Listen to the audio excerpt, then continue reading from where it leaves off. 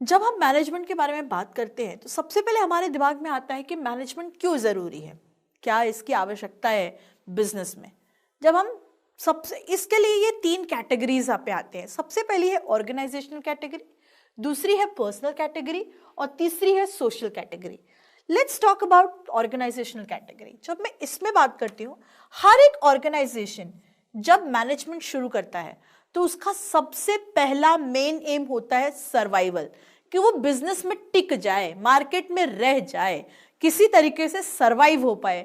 जो उसके cost of production है एटलीस्ट उतना ही उसका cost of production as it is जो है वापस मिल जाए।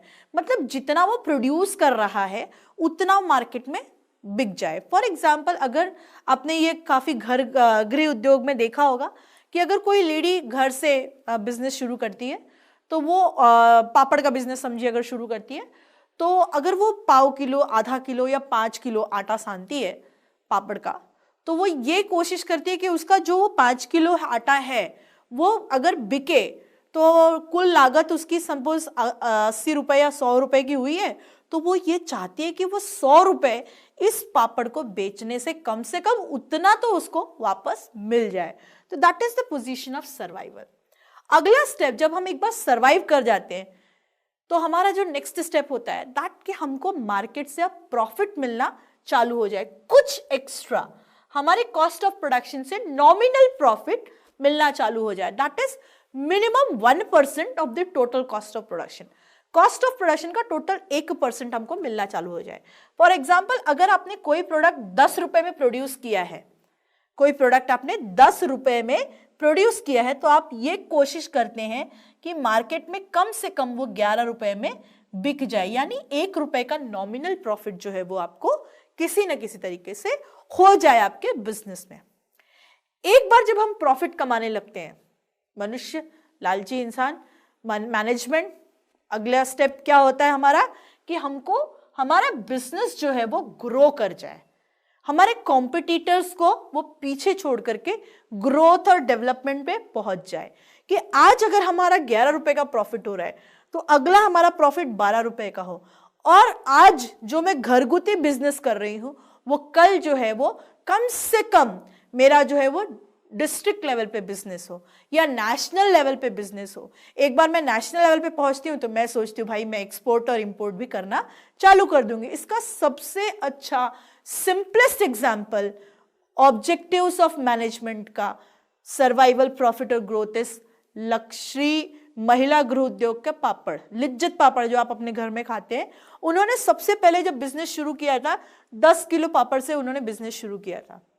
That was their level of survival, कि उनका वो 10 किलो सिर्फ बिक जाए। उसके बाद उन्होंने उनका प्रोडक्ट जो है वो 10 रुपए से 80 रुपए आया। आज 80 रुपए में जब उनका प्रॉफिट होने लगा तो अब उनकी कई सारी शाखाएं हैं, न सिर्फ हमारे यहाँ बिकता है, महाराष्ट्र में, यूपी में, उत्तर प्रदेश, एमपी में, हर जगह शादी बारात बिजनेस, हर जगह हर एक टाइप का ये कहते एक स्टेपल फूड जो है उसकी जगह जो है वो लिज्जत पापड़ ने ले ली है। तो that is the level of growth कि हम ये देखते हैं। तो ऑर्गेनाइजेशन का मेन नेचर क्या होता है या उनका मेन ऑब्जेक्टिव्स ऑफ मैनेजमेंट क्या होता है, दैट वो लोग बिजनेस में रह जाएं, फिर वो ज्यादा से ज्यादा प्रॉफिट कमा लें। अगला जो होता है दैट कि अब उनको ग्रोथ एंड डेवलपमेंट करना होता है। नेक्स्ट स्टेप आता है, हम लोग देखेंगे पर्सनल लेवल पे। पर्सनल लेवल पे जब हम देखने जाएंगे तो सबसे पहला होता है फाइनेंशियल सेटिस्फैक्शन, कि अगर मैं किसी कंपनी में काम कर रही हूं तो जितने घंटे में काम कर रही हूं, जितनी देरी का मैं अपना उनको काम दे रही हूं या अपनी फोर्स या फिर मेहनत प्रोवाइड कर रही हूं, उसके बदले में मुझे इकोनॉमिक रिटर्न क्या मिल रहा है, और वो इकोनॉमिक रिटर्न मुझे फाइनेंशियल सेटिस्फैक्शन दे कि कल तक मेरा जो काम मुझे 10 रुपए में करना पड़ रहा था, आज क्योंकि मेरे इस काम से 50 रुपए आ रहे हैं तो मेरे पास अब उस काम को कंप्लीट करने के लिए 60 रुपीज है। तो ये जो होता है that is the most important phenomena, that कि हमको फाइनेंशियल सेटिस्फैक्शन होना चाहिए कि जो भी हमको मिल रहा है that is at least providing me the helping hand. जो सेकेंड स्टेप आता है जब हमको फाइनेंशियल सेटिस्फैक्शन होता है दैट इज कॉम्पिटिटर्स, कि जो आपके क्लास सिबलिंग्स होते हैं या फिर वर्कमेट्स होते हैं, उनके साथ आप compete कर सको कि yes you are the better employee than the existing employee। ये बहुत इंपॉर्टेंट थिंग होता है। आपके कॉलिग्स से आप अच्छा काम करो और उनसे आपका जो पर्क लेवल है या फिर ये कहिए सैलरी लेवल है वो उनसे अच्छी हो। That is the competitor level. Next आता है आप क्या चाहते हो, पर्सनल ग्रोथ। हम जब भी किसी कंपनी में या कहीं पे भी काम करते हैं तो हमारा सबसे पहला एम सिर्फ और सिर्फ फाइनेंशियल असिस्टेंस होता है? नहीं, इसके साथ साथ हम ये भी चाहते हैं कि हमारा पर्सनल ग्रोथ हो। हम भी इकोनॉमिकली ग्रोथ करने के साथ साथ हमारा पर्सनल ग्रोथ भी हो, हम कुछ नया सीखें, हम कुछ नया करने की क्षमता रखें, न कुछ तो हमको कम से कम एक्सपीरियंस आए कि आज जो काम मैं 10 साल से कर रही हूं वो काम गारंटीड जो इंसान 1 साल से कर रहा है उससे बेटर करूंगी, because I have the knowledge of experience. So इसलिए हमारा जो ये नेक्स्ट लेवल होता है वो होता है पर्सनल ग्रोथ, कि हमारा जो डायमेंशन होता है, थिंकिंग डायमेंशन, वो क्या हो, चारों तरफ से बढ़े।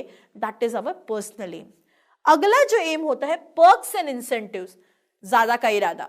जब हम सैलरी हमको मिलती है, सैलरी हमारा हक है, हमने काम किया हमें सैलरी मिलेगा, लेकिन हर एक इंसान ये सोचता है कि जब हम एक मैनेजमेंट या एक बिजनेस में काम कर रहे हैं या एक ऑफिस में काम कर रहे हैं तो हमको एक एक्स्ट्रा पर्क क्या मिलेगा, हमने उनको सर्विस प्रोवाइड किया उसका हमको क्या फायदा होगा, इंसेंटिव्स क्या मिलेगा या कमीशन क्या मिलेगा। इसी के तहत कई कंपनियां अपने सालाना टोटल 5 वर्षीय प्रॉफिट का मिनिमम 10% जो है अपने सारे एम्प्लॉइज में बांट देती है, जिससे कि उनके एम्प्लॉइज जो है वो सेटिस्फाइड रहे। सैलरी देती है, उसके साथ साथ ये भी देती है। अगला पीयर एंड सोसाइटी रिकॉग्निशन। ये जो मोस्ट इंपॉर्टेंट ह्यूमन फैक्टर है जिसकी वजह से हम मैक्सिमम हर एक काम करते हैं, कि हमको चाहिए होता है रिकॉग्निशन, न सिर्फ सोसाइटी में बट ऑल्सो आप जहां काम कर रहे हैं, आपके रिलेटिव्स में। क्योंकि घर में बात करते करते अचानक हमने सुना ही होगा, अरे वो देखो XYZ ABCD का बच्चा है, इतना अच्छा काम कर रहा है, तुम क्यों नहीं करते, अरे तुम ऐसा काम कर रहे हो, 4 लोग देखेंगे क्या कहेंगे। तो दैट इज द थिंग कि हम ये चाहते हैं कि we should become an example, we should become the best by which we should be given an example to the others. So recognition is the most important thing, जिसकी वजह से हम क्या करते हैं, बेस्ट काम करते हैं। क्योंकि अगर हम अच्छा काम करेंगे तो हमारी कंपनी ग्रो करेगी, हमारी कंपनी ग्रो करेगी तो आपकी सोसाइटी में आपका इस तरीके से नाम होगा कि हाँ ये बंदा कुछ तो अच्छा इसमें क्वालिटी है, इसलिए वो इस कंपनी में काम करता है, और वो कंपनी है जो कि नेशनल लेवल पे इतना नाम रखती है। तो ये सारी चीजें जो है वो कैसे मैनेजमेंट की पर्सनल ऑब्जेक्टिव में आता है। अगला होता है सोशल ऑब्जेक्टिव। बिजनेस में जब हम बात करते हैं, हर एक काम सोसाइटी में इफेक्टिव होता ही है, क्योंकि management is an group activity, it's not an individual activity. So सबसे पहले हमारा जो सोसाइटी होती है उसके प्रति हमारा ऑब्जेक्टिव होता है benefit to the society should be provided.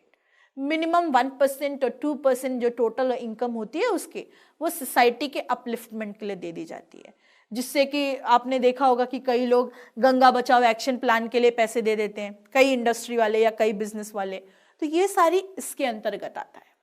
अगला इन क्रिएटिंग इकोनॉमिक वैल्यू, वो हमारे जिस पर्टिकुलर एरिया में, जो पिछड़ी हुई एरिया में है, अगर वहां जाके बिजनेस करते हैं, वहां जाके ऑर्गेनाइजेशन सेटअप करते हैं, तो उस एरिया की वैल्यू क्या होती है, बढ़ जाती है। इसका सिंपलेस्ट एग्जांपल ले लीजिए, टाटा जमशेदपुर में जब पहले कुछ नहीं था, लेकिन जैसे ही टाटा इंडस्ट्रीज वहां आई, स्लोली वहां की वैल्यू क्या हो गई, बढ़ गई। That means the economic value to the society should be provided. That is the objective, societal objective of management. Further, that whatever the production technique, जो भी हम उत्पादन के तरीका यूज कर रहे हैं, वो इको फ्रेंडली होना चाहिए।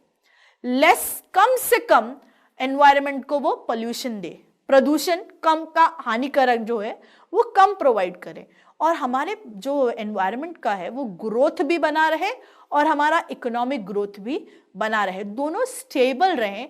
इसका पूरा का पूरा ध्यान जो है वो सोसाइटल ऑब्जेक्टिव है मैनेजमेंट से। मैनेजमेंट, इसका महत्व क्या है, ये क्यों जरूरी है, क्यों इंपॉर्टेंट है हमारे लिए। सबसे पहले हम ये देखेंगे मैनेजमेंट इसलिए इंपॉर्टेंट है क्योंकि ये हमें हेल्प करता है ग्रुप गोल्स अचीव करने में। ग्रुप गोल्स का मतलब है जैसे हमारा जो मैनेजर होता है या फिर हमारा जो प्रोड्यूसर होता है, ओनर होता है, उसका मेन एम होता है प्रॉफिट, हमारा मेन एम होता है हाईएस्ट सैलरी, सोसाइटी का एम होता है डेवलपमेंट। इन सारी चीजों को साथ में कौन दिला सकता है, ऑर्गेनाइजेशन। तो ये इन सारी चीजों को हम क्या कहते हैं, ग्रुप गोल्स।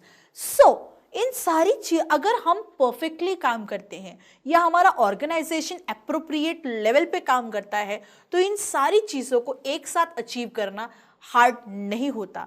जैसे कि अब मैं चाहती हूं कि मुझे ये वाला काम करना है, मुझे प्रॉफिट जो है वो मैक्सिमाइज करना है, तो मेरा प्रॉफिट तभी मैक्सिमाइज होगा जब मेरा प्रोडक्शन मैक्सिमाइज होगा, जब मेरा प्रोडक्शन तभी मैक्सिमाइज होगा जब मेरा purchase of raw material maximise होगा, परचेस ऑफ रॉ मटेरियल तभी मैक्सिमाइज होगा जब मेरे पास प्रॉफिट अगेन मैक्सिमाइज होगा। दैट मीन्स ये जो सर्कल है वो प्रॉपर जब चलता रहेगा तभी ग्रुप गोल्स जो है वो क्या होंगे, अचीव होंगे। अगला है इंक्रीजेस एफिशिएंसी। ये हर एक वर्कर में या हर एक एम्प्लॉय में, चाहे वो मैनेजर हो, चाहे वो ओनर हो, चाहे वो वर्क मैनेजर हो, सब में एक क्वालिटी इम्बाइब कर देता है, दैट इज एफिशिएंसी। कि कम समय में कैसे ज्यादा से ज्यादा काम कंप्लीट किया जा सके with least cost of production. तो ये सारी चीजें वो एफिशिएंसी लेवल जो एक इंसान में होती है या फिर एम्प्लॉय में होती है उसको क्या कर देता है, इंक्रीज कर देता है। That is optimum utilisation of available resources. जो भी रिसोर्सेस है हमारे पास उनका मोस्ट पॉसिबल मेथड में यूटिलाइज करना, उससे बेस्ट प्रॉफिट एक्सक्रीट करने के तरीके निकालना, ये जो होता है इसका अगला लेवल होता है। नेक्स्ट आता है डायनामिक ऑर्गेनाइजेशन। मैनेजमेंट जो होता है वो हेल्प करता है, इंक्रीज करता है कि हमारी जो कंपनी है वो जो है वो डायनामिक, समय के हिसाब से चेंज होती रहे। जैसे जैसे मार्केट बिहेवियर चेंज होता होगा, जैसे जैसे डिमांड मार्केट की बदलती जाएगी, जैसे जैसे चॉइस, टेस्ट, प्रेफरेंसेस मार्केट के बदलते जाएंगे, उस हिसाब से अमेंडमेंट्स लाना, उस हिसाब से रिजोल्यूशन लाना, उस हिसाब से चेंज लाना हमारे पर्टिकुलर ऑर्गेनाइजेशन में किसके द्वारा पॉसिबल है, मैनेजमेंट के द्वारा पॉसिबल है। अगला आता है helps in achieving personal objective. संसार में कोई भी इंसान दूसरों के लिए काम नहीं करता, हर एक इंसान अपने लिए काम करता है।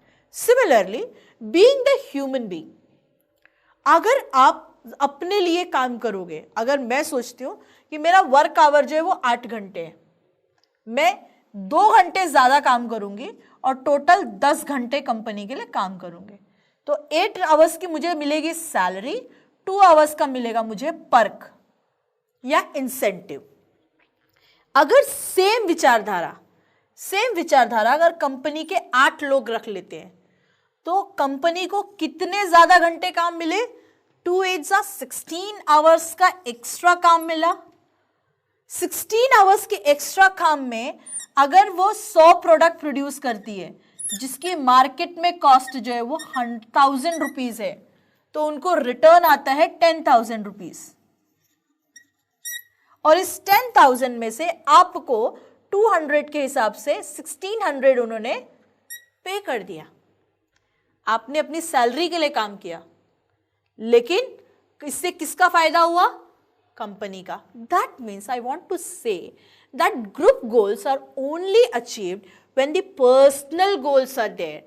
आप बेस्ट काम क्यों करते हो, सिर्फ और सिर्फ इसलिए कि आपकी इकोनॉमिक एफिशिएंसी आ जाए, आपका जो है वो मार्केट में नाम हो, आपको रिकग्निशन मिले, न सिर्फ सोसाइटी में बट कि आपके पीयर ग्रुप में, न सिर्फ पीयर ग्रुप में बल्कि आपके रिलेटिव्स के साथ में। तो इन सारी चीज़ों की वजह से आप क्या करते हो, हार्डवर्क करते हो।